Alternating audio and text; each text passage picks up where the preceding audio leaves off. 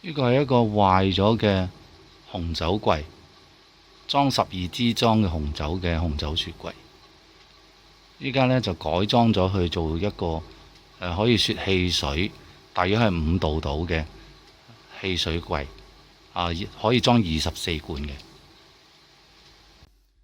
睇翻個機器背部啦，咁呢原本係單晶片風冷散熱嘅，咁我依家改咗，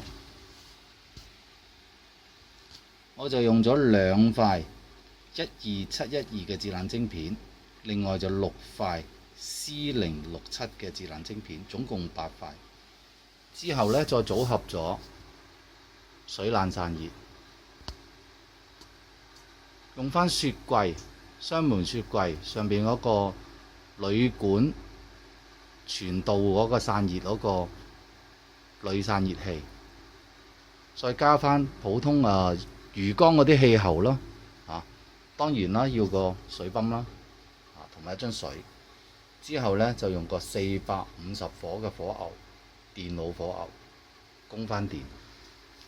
咁佢原身嗰個風冷散熱呢，我都再用翻嘅，就加強咗佢原本水冷散熱散熱餘下啲熱呢，再用個風冷再散出去。好，依家我將24罐汽水呢，就擺落個汽水櫃度。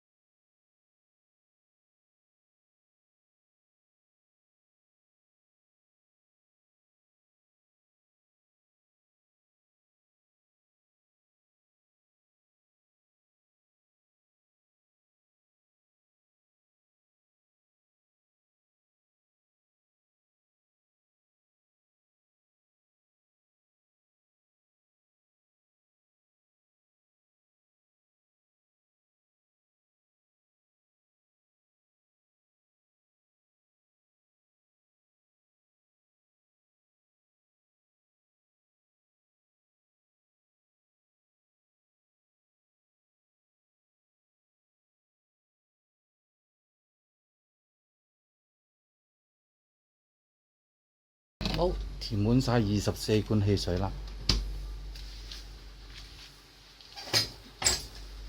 依家呢，就10月4號凌晨嘅1點鐘。咁就機箱裏邊嘅溫度呢係27度。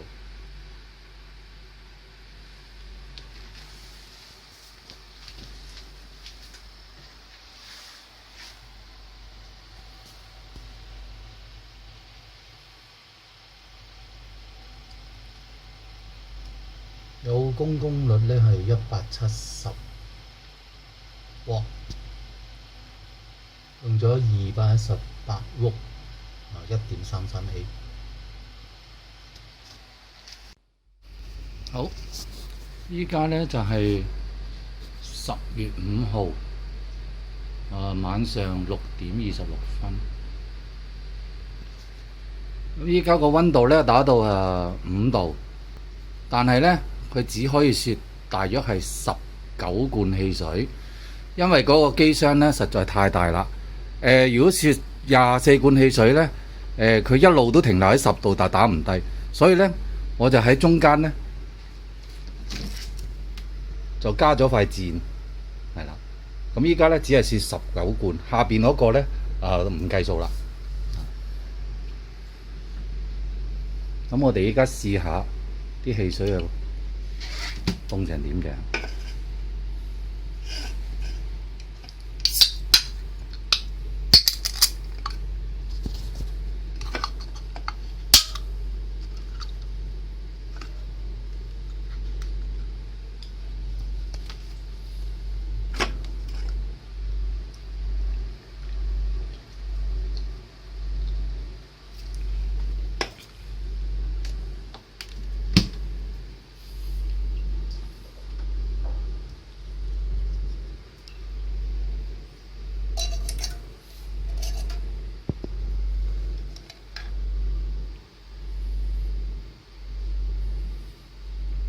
測下個汽水係實質上係幾凍先。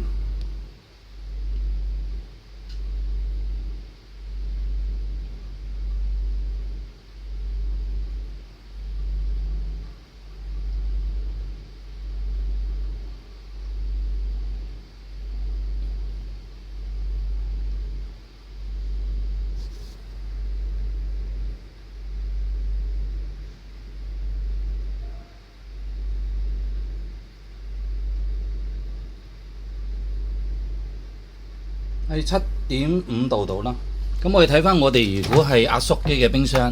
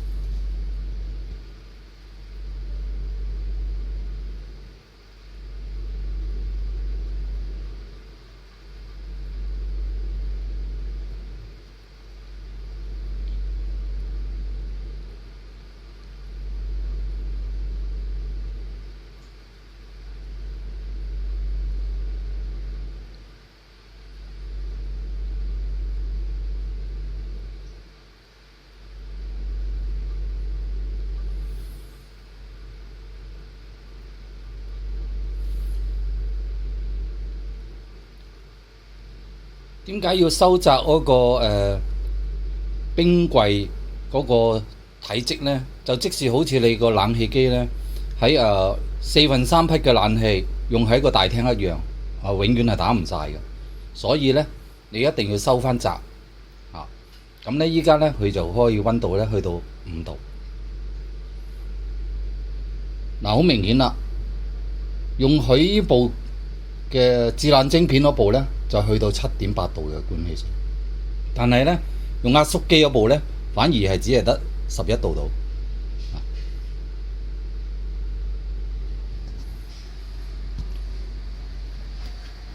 我哋睇翻啦，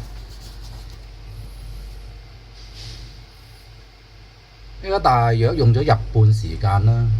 咁呢，個有功功率呢，就都係165火。咁啊，行214伏 1.24A 度啦。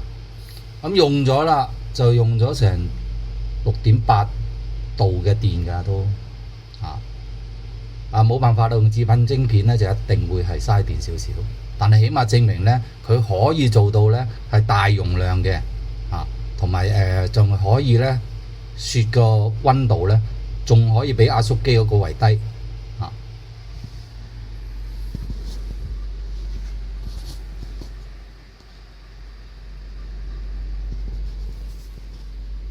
好 check 多次佢個溫度啦。嗱，依家佢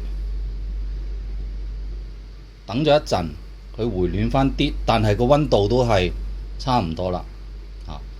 始終咧係致冷晶片嗰個汽水櫃咧，就反而係凍啲嘅。壓縮機嗰個咧反而冇咁凍啦。咁都視乎你原本 set 嗰個溫度係幾多嘅，因為我依家 set 到佢係可以去到5度啊嘛。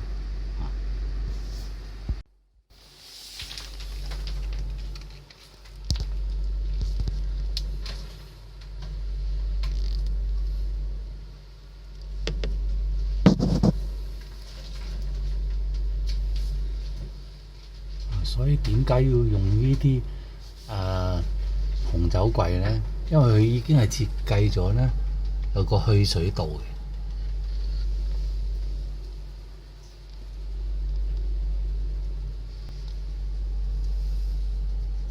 之後喺個去水孔呢，